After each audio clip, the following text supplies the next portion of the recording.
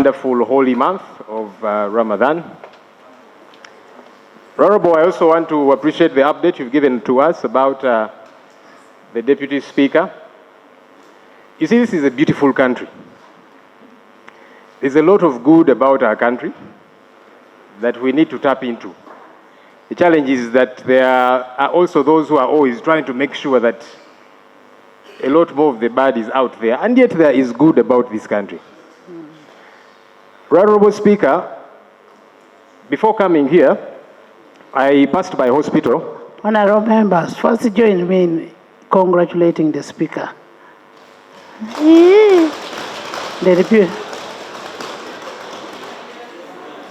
We did, and we joined in again. I didn't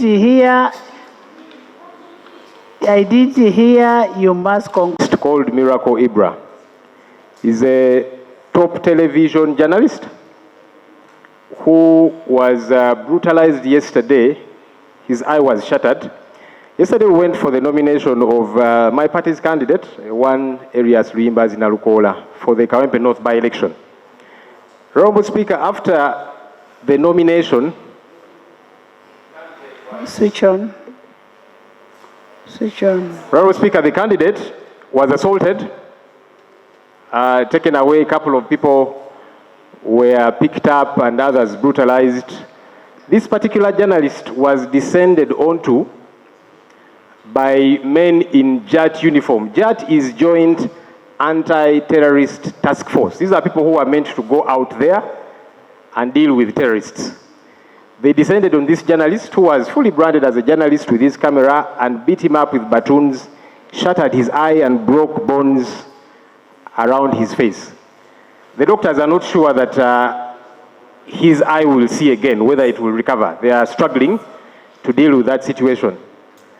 Honorable Speaker, one, I think government needs to tell us what the exact role of JAT is. I don't know what they're doing in a by-election, but also, what are we doing going after journalists doing their job? The other day, the Right Honorable Prime Minister said that I normally make government look bad. And then she actually used the word that is not in the English dictionary. She said, I'm always dirtying government. But there are things that government does that makes it look dirty on its own without my help and without anyone's help. I don't even know if the Minister for Information and government generally has reached out to this journalist to establish the goings on and ensure that he gets proper treatment. Honorable Speaker, we have got laws in this country. For the umpteenth time, I want to implore government to follow these laws. If it is keeping law and order, police has got to do that, and again, within the confines of the law. So we would want to understand what is JAT doing, being involved in such a process. Why are they picking up people, beating them up, beating up journalists who are doing their job as a journalist? Their weapon is a camera. Government.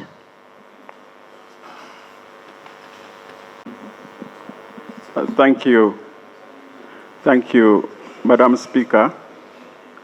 The Right Honorable Prime Minister yesterday but one made a statement when the Leader of Opposition made a statement here. While what he's saying, we sympathize with the person who has been injured, and also to note that some of these actions are not sanctioned by government, but also it is important. You can imagine now, it's important that when you come on the floor of the House, you come at least with some details so that we know where to start from.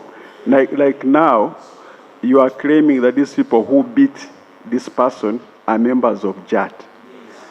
How can now government know at this material time whether this was a police person, whether it was a goon, or something else? So it's important, Madam Speaker, that we take, while this House is a place where we should represent our people, while this House is a place we should represent our people, it's a place of record. It's a place of record. It's a place of action. You are not going to come and say JAT people or police or military. We don't know, but we shall cross-check what happened. Honorable, very unfortunate. It is very, very unfortunate that whatever happened to the gentleman in hospital That is regrettable. But what we need to find out, because nobody is above the law, what we need to find out, who in particular, because I believe there are other people, there were other journalists who were there. There could be somebody who could have taken a picture of the person who brutalized the patient. Let's have that information, and then we make a follow-up of that information, and we take action. I mean, government cannot sanction and say, go and brutalize so and so. Who is that person to be brutalized? You see, for us, normally what we require is that government takes swift action against these fellows who operate outside the law. Then people will know you are cracking down. Now, regarding information about all of that, government came to this parliament and was appropriated billions of shillings to put CCTV cameras within town. So I'd expected government, through the Minister of State here, to say, we are going to immediately follow up this matter, because you have got CCTV cameras, as opposed to going on quick defense. Honorable. And I can also direct you to the hospital where he is. He's in Zambia Hospital. He's called Miracle Ibra. Honorable, without doubt. You have said it is the government and it is the judge. Please bring. I mean, we must put these people to where they belong. We must hold these people accountable. Because if it is true that these judge people did all this, why would they beat that young man? Why? That is the question we are asking, why?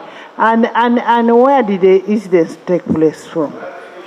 Kawempe. The security agencies are supposed to protect the citizens of Uganda, the territorial integrity of the country. So we shall follow up, and certainly we shall visit also the journalist who was injured.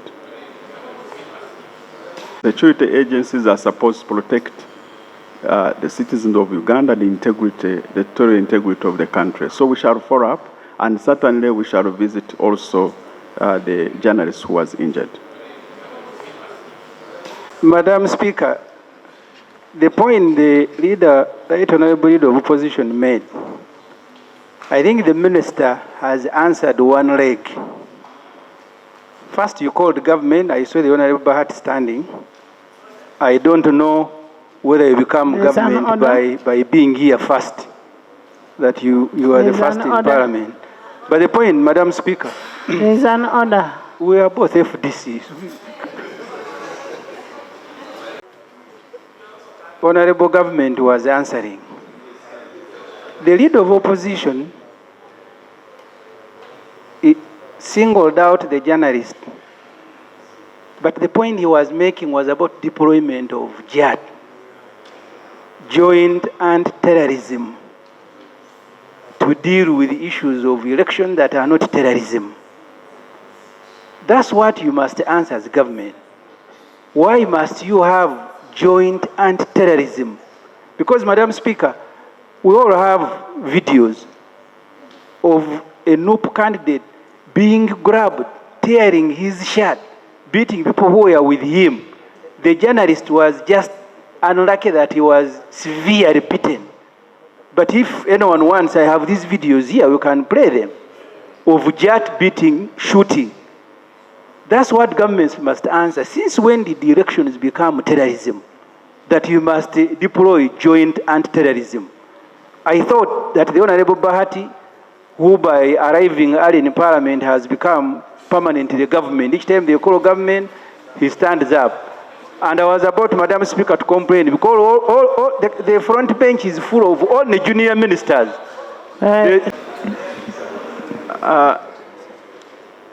I think we need to take this Parliament seriously,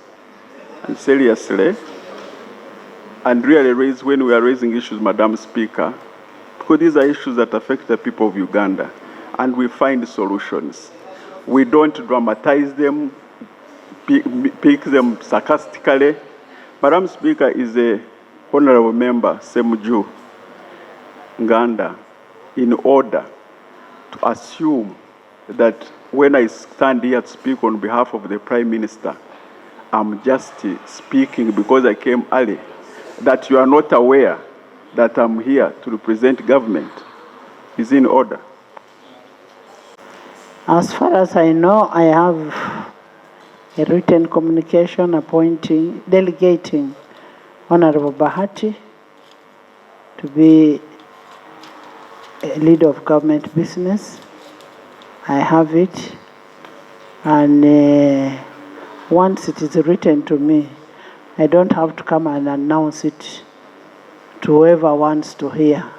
So he's acting as the leader of government business. What matters here is what is being said.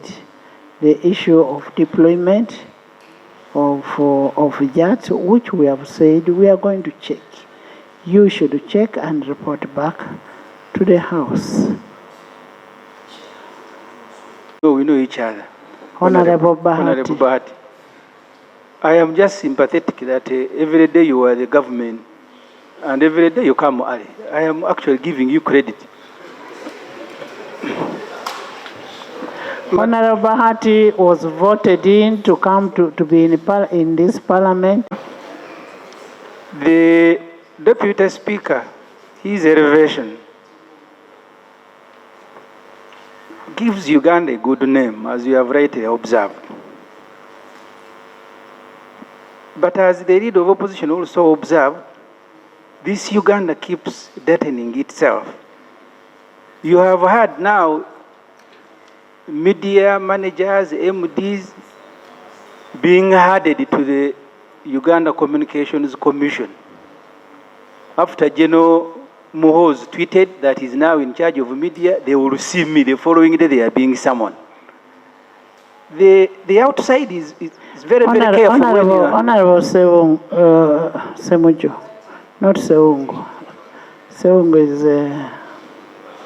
Catholic. Honorable SSEMUJJU Ibrahim, can't you ever, for once, finish what you want to present in the House, what you want to deliberate upon, without mentioning a name from the first family? I can, Madam Speaker, if the first family is still being in charge of Uganda. Are they here for you to discuss about them? If somebody was here, I have no problem with discussing a person who is here. Let's get serious. Yeah, but Madam Speaker, even the one who is supposed to be here has never stepped here. The Minister for Education, has he ever stepped here? Okay. But the point is about the media. Honorable Minister, I have Honorable Gwang here who is the Minister of Education. So stop saying that there is no Minister of Education here. Next item. Yes. Such Honorable Speaker, wouldn't it be procedurally right if this House grants SSEMUJJU an opportunity to Honorable SSEMUJJU Nganda an opportunity to maybe meet and interact with the members of the first family directly, so that we can spare time of this parliament to discuss other issues?